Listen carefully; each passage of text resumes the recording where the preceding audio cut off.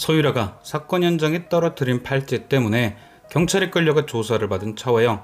경찰은 차화영이 사건과 어떤 연관이 있을까 단단히 조사를 했지만 사건 당일 알리바이가 확인되어 차화영은 무혐의로 풀려났습니다.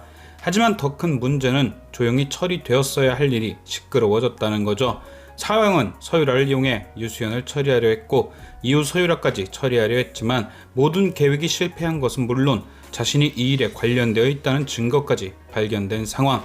지금 당장이야 알리바이가 있어 풀려났지만 팔찌를 훔친 범인이 쫓다 보면 또다시 조사를 받아야 하는 것은 불가피하고, 그 와중에 경찰서에 들락거리는 모습이 언론에 포착되거나 혹은 서유라가 붙잡히게 되면 차화영 입장에선 큰일이 아닐 수 없죠. 언론에 노출되면 회사 이미지에 심각한 타격을 받게 될 것이고, 서유라가 붙잡힌다면 혼자 죽지 않기 위해 무리수를 둘 가능성이 있습니다. 일단 가장 위험한 게 서유라가 가진 유대성의 녹취죠. 그 녹취 안에 들어있는 내용은 크게 세 가지입니다. 첫 번째는 유수연의 외도가 사실이 아니라는 유수연 동창의 증언. 두 번째는 그 증언을 듣고 유대성이 차화영을 찾아와 모든 진실을 밝히고 사과하라 시켰다는 내용. 그리고 마지막 세 번째는 그런 유대성을 그냥 둘 수 없다며 서유라에게 그를 처리하라고 명령한 내용.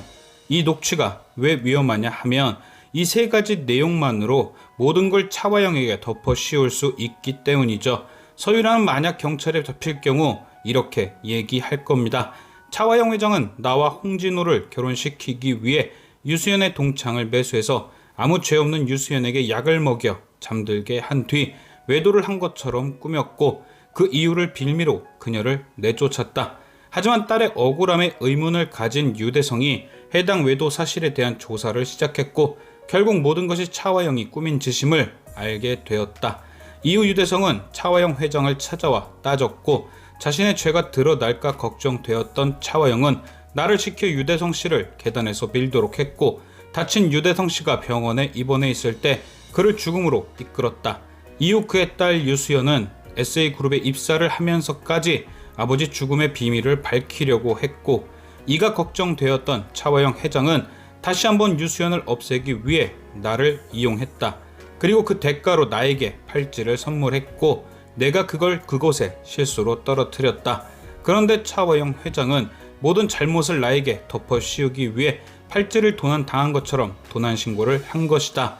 내가 갖고 있는 녹취가 그 증거이고 차화영 회장은 내가 일을 잘 처리했는지 확인하기 위해 사건 현장을 촬영하기까지 했다. 그 영상도 차화영이 가지고 있다. 보십시오. 서유라가 경찰에서 이렇게 증언을 하면 차화영은 망한 겁니다. 빼도 박도 못하고 꼼짝없이 잡혀가겠죠. 외도 사주에 사람을 없애고 또 없애기까지 하려고 한 사람, 서유라는 이 모든 게 가능하단 걸 알기에 차화영에게 배짱을 부리는 겁니다. 어차피 홍진우가 회사를 나갔으니 옆에 붙어 있어봤자 SA그룹 안주인이 되긴 글러버린 것 같고 돈이나 1,000억 정도 챙겨 나가려는 수작인 거죠. 문제는 상황이 차화영에게 너무 불리하단 겁니다. 1,000억을 주지 않고는 버틸 수가 없는 상황이죠. 그러니까 이런 극단적인 상황은 되려 서유라를 위험하게 할 수 있는 거죠. 옛말에 쥐도 궁지에 물리면 고양이를 문다고 했죠. 하물며 지금 상황은 고양이가 쥐에게 궁지로 몰린 격입니다. 모든 걸 한 방에 처리하기 위해선 한 가지 방법뿐이죠. 그냥 쥐를 잡아먹어 버린다. 결국 차화영은 서유라를 없애버리기 위한 계획을 세울 것이다.